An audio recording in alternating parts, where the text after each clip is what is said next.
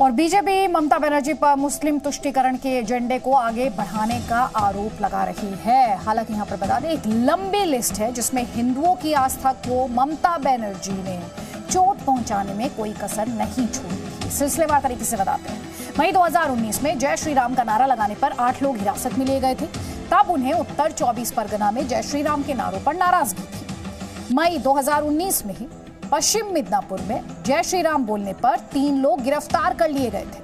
अप्रैल 2017 में साउथ दमदम में एक समूह को रामनवमी की पूजा से रोका गया था, जिसके बाद कलकत्ता हाई कोर्ट ने फटकार लगाई थी और आयोजकों को पूजा की अनुमति मिल पाई थी। अप्रैल 2017 में ही हनुमान जयंती के जुलूस पर पश्चिम बंगाल पुलिस ने लाठी चार्ज किया था।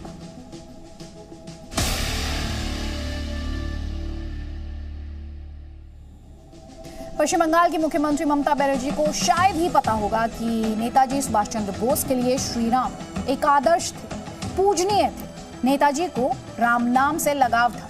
ये बातें खुद नेताजी सुभाष चंद्र बोस के पौत्र चंद्र कुमार बोस ने जी न्यूज से एक्सक्लूसिव बातचीत में बताई है। इस बातचीत को आपके लिए सुनना जरूरी है। हमारे साथ बातचीत करने के लिए मौजूद है चंद्र कुमार बोस जी। भगवान श्री राम के बारे में नेताजी की सोच क्या थी, उनके बारे में क्या सोचते थे? अयोध्या में राम मंदिर और ये सब भी उस समय भी रहा होगा, क्या उनकी सोच थी इन सब के बारे में? श्री राम एक बहुत बड़ा योद्धा था। अयोध्या का जो नगरपाल भी उन्होंने था, जो इतिहास हम लोग सुने हैं, तो राम को खाली एक धार्मिक दृष्टि में देखना नहीं चाहिए। एक बहुत एबल एडमिनिस्ट्रेटर वो था। जब अयोध्या को जो लॉ एंड ऑर्डर का बात है, नगरपाल और पुलिस कमिश्नर के नाते वो बहुत अच्छा तरह अयोध्या को चला रहा था। उसके बाद आप जानते हैं, जब सीता का अपहरण हुआ, किस तरह राम जाके सीता को वापस लाए, लड़ाई संघर्ष करे एक योद्धा के माफिक।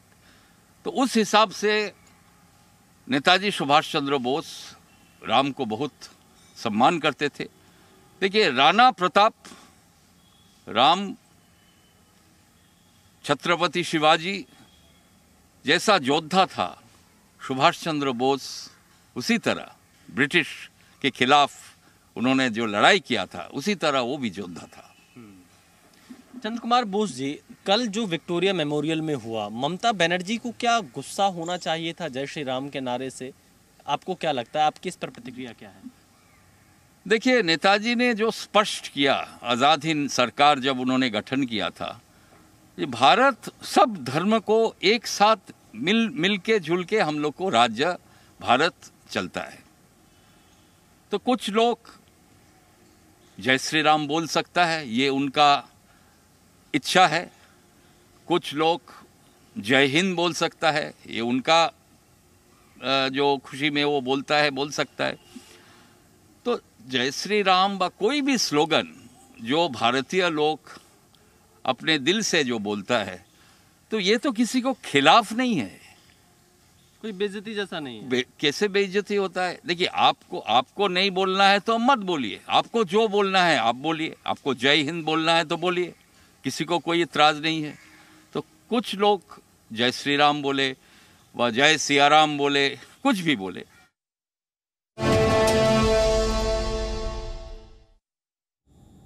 हमारी संडे की अगली स्टोरी आतंक के पाताल लोक से जुड़ी हुई है। जी हाँ, सही सुना है आपने, आतंक का पाताल लोक, यानी वो सुरंग जिसके रास्ते पाकिस्तान बॉर्डर पर आतंकियों की घुसपैठ कराने की फिराक में रहता है। वो सुरंग जो ये बताती है कि आतंकिस्तान जम्मू कश्मीर में जमीन के ऊपर हर चाल में हार रहा है और इसीलिए अब उसने घुसपैठ के लिए आतंक की टनल का सहारा लिया है।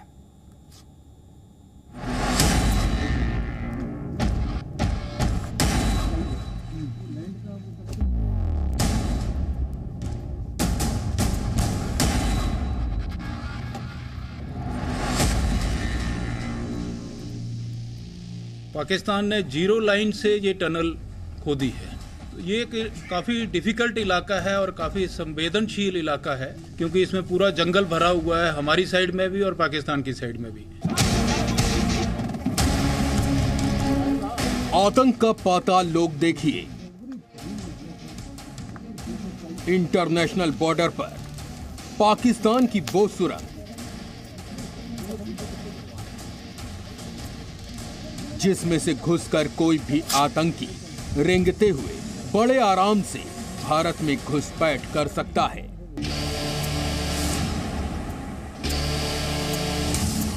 सुरंग की लंबाई 150 मीटर, गहराई 30 फीट और ऊंचाई 2 से 3 फीट। पाकिस्तान ने जीरो लाइन से ये टनल खोदी है।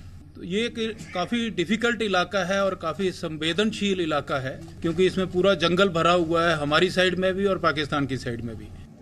हमने आपको सुरंग के अंदर की तस्वीर दिखाई, अब इसके ठीक ऊपर का नजारा भी दिखाते हैं। खुला मैदान, खेत खलिहान और तारबंदी। यहां से ठीक 1.5 किलोमीटर की दूरी पर पाकिस्तान में शकरगढ़ का इलाका है। वहां बॉर्डर आउटपोस्ट है जहां पाकिस्तानी रेंजर्स तैनात हैं। इधर भारत की तरफ अंतर्राष्ट्रीय सीमा पर यह हीरानगर सेक्टर है। ये सुरंग हीरानगर में पानसर इलाके में पाई गई है। पाकिस्तान की सेना और जैश ए मोहम्मद के आतंकियों ने मिलकर सीमा के उस पार से ये सुरंग खोदी थी। हाईटेक तरीकों का इस्तेमाल किया था, लेकिन बीएसएफ की एंटी टनल ड्राइव में आतंक के पाताल लोक का पर्दाफाश हो गया। ये जीरो लाइन पे है पंसर बीएसएफ की जो पोस्ट है। इस इलाके में एक और सुरंग जो है वो डिटेक्ट की है। ये सुरंग जो थी, ये सुरंग की जो लंबाई बताई जा रही है 150-60 मीटर के करीब जो है इस सुरंग की लंबाई बताई जा रही है। और इसी इलाके से जो है पाकिस्तान की तरफ से लगातार सुरंगों का जो जाल है वो बुना जा रहा है और पाकिस्तान लगातार सुरंगें जो हैं उस इलाके से निकाल रहा है। हालांकि घना जंगल और टूटा फूटा इलाका है, तो पाकिस्तान ने जीरो लाइन से ये टनल खोदी है। इसका जो डाया है ये करीब 2 से 3 फुट का डाया है, जिसमें से आदमी आराम से क्रॉलिंग करते हुए या थोड़ा बैठ के क्रॉस कर सकता है। बीएसएफ ने जानकारी दी है कि इस सुरंग का इस्तेमाल जैश के आतंकियों की घुसपैठ के लिए होना था। अभी मैं फिगर्स में नहीं पढ़ना चाहता हूं, लेकिन 5 से 6 लॉन्च पैड्स हैं जो सियालकोट और शकरगढ़ एरिया में पाए जाते हैं। वैसे ये 10 दिन में दूसरी बार है जब इस इलाके में एक और सुरंग का पता चला है। इससे पहले 13 जनवरी को हीरानगर सेक्टर में ही 150 मीटर लंबी एक और सुरंग खोजी गई थी। अब इस खबर में समझने वाली बात क्या है वो आपको बताते हैं। पहली बार जम्मू कश्मीर में आतंकियों के लगातार सफाई से आतंकी संगठन और पाकिस्तान बेचैन है। जम्मू कश्मीर में पहले की तरह दुश्मन की कोई भी साजिश सफल नहीं हो पा रही है, इसीलिए अब सुरंग खोदी जा रही है। दूसरी बात, बॉर्डर पर सामने से घुसपैठ की हिम्मत नहीं है, क्योंकि मौके पर ही मारे जाने का डर है, इसलिए भी इस सुरंग का इस्तेमाल हो रहा है। लेकिन इस चाल में भी पाकिस्तान को शिकस्त मिल रही है। बीएसएफ पाकिस्तान के पाताल लोक का पता लगाती है और उसका दरवाजा हमेशा के लिए बंद कर देती है। राजू केरनी, जी मीडिया, हीरानगर सेक्टर, जम्मू।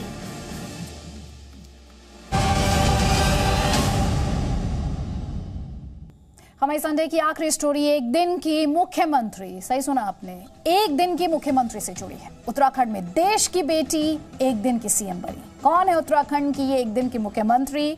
देहरादून से जी न्यूज की ये स्पेशल रिपोर्ट देखिए आप।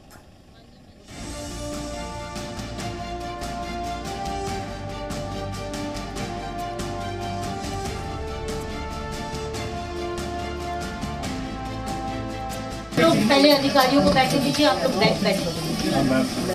यह है उत्तराखंड की मुख्यमंत्री, नाम सृष्टि गोस्वामी। अब आप सोच रहे होंगे कि उत्तराखंड के मुख्यमंत्री तो त्रिवेंद्र सिंह रावत हैं, फिर यह बदलाव कब हुआ? तो आपको ज्यादा सोचने की जरूरत नहीं है। सृष्टि उत्तराखंड में एक दिन के लिए मुख्यमंत्री बनी और किसी सीएम की तरह ही 24 घंटे के लिए कार्यभार संभाला, अधिकारियों को निर्देश दिए। पहले अधिकारियों को बैठने दीजिए, आप लोग बैठो। आप तस्वीरों में भी देख सकते हैं कि एक दिन की मुख्यमंत्री सृष्टि गोस्वामी के सामने फाइलें रखी हैं। सृष्टि फरियादियों की बातें सुन रही हैं। मौका राष्ट्रीय बालिका दिवस का था। इसी दिन को ध्यान में रखते हुए रुड़की के बीएसएम पीजी कॉलेज की बीएससी एग्रीकल्चर की छात्रा को एक दिन का मुख्यमंत्री बनाया गया। पद संभालने से ठीक पहले सृष्टि ने जी न्यूज से खास बात की। बेसिकली जैसे हम बाल विधानसभा से हैं, जो प्लान इंडिया और श्री भुवनेश्वरी महिला आश्रम के द्वारा और ऑब्वियसली बाल अधिकार संरक्षण आयोग के सहयोग से बनी हुई है, तो बेसिकली हम मोस्टली तो हम बच्चों के राइट्स के बारे में ही बात करने वाले हैं। ज्यादा प्रायोरिटी हमारी वही रहेगी। सृष्टि पिछले 2 साल से आरंभ नाम की एक योजना चला रही हैं। इसमें क्षेत्र के गरीब बच्चों को पढ़ाई के लिए प्रेरित करने के साथ मुफ्त में किताबें भी मुहैया कराती हैं। सृष्टि 2018 में बाल उत्तराखंड विधानसभा में बाल विधायक भी चुनी जा चुकी हैं। वर्ष 2019 में सृष्टि गर्ल्स इंटरनेशनल लीडरशिप के लिए थाईलैंड में भारत का प्रतिनिधित्व भी कर चुकी हैं। बस कुछ भी इम्पॉसिबल नहीं है। अगर आप ड्रीम कर सकते हो किसी भी चीज को तो आप कर सकते हो। Obviously dream big so you can achieve it. Thank you. Beti Bachao Beti Padhao के इस मंत्र को सृष्टि के परिवार ने सच कर दिखाया है। सृष्टि की कामयाबी बताती है कि बेटियां बेटों से कम नहीं हैं। जो बच्ची जिसको मुख्यमंत्री बनने का सौभाग्य मिला है, वो बच्ची प्रतिभावान है, एक बहुत ही अति साधारण परिवार की है। तो वो विपक्ष के प्रश्न सुनेगी, उनकी समस्याओं का समाधान करेगी और इससे जो जहां हमारा महिला सशक्तिकरण का संदेश जाएगा, वहीं हमारी लोकतांत्रिक व्यवस्था क्या है उसको भी समझने का बच्चों को मौका मिलेगा। सृष्टि ने जो मुकाम हासिल किया है, उससे सभी माता पिता अपनी बेटियों को जीवन में आगे बढ़ाने के लिए प्रेरित होंगे। Bureau report, ji media. Presenting B News app, available on Google Play and App Store. Download it now.